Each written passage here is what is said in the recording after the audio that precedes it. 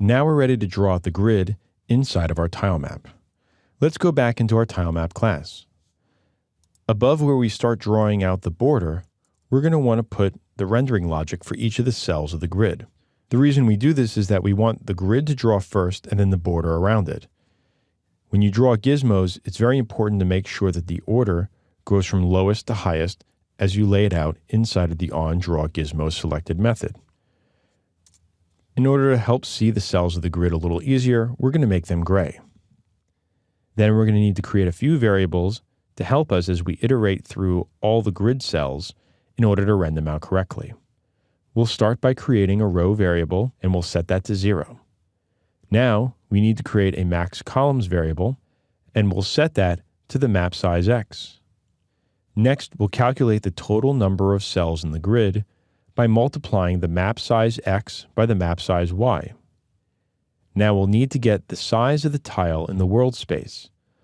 So we'll create a new vector 3 to represent the tile, and we'll use the tile size X and tile size Y divided by the pixels to units.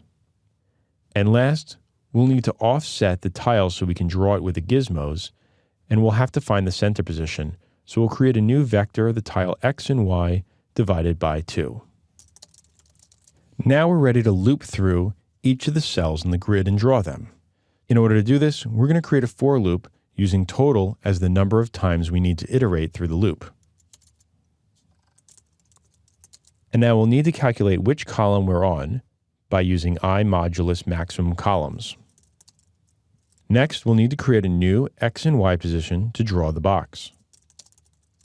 We're going to set the value of new X to equal the column multiplied by the tile X position. We'll then add the offset X position to center it when we draw the box.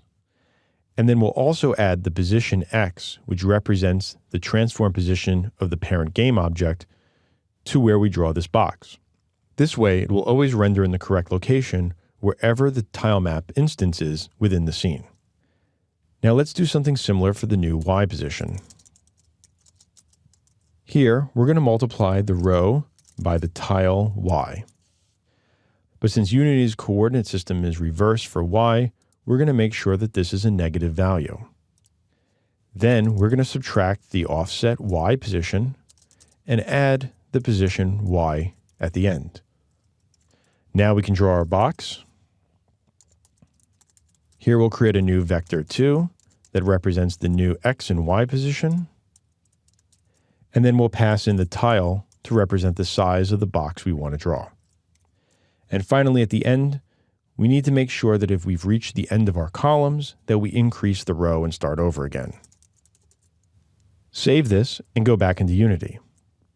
And now we should see the grid inside of our tile map.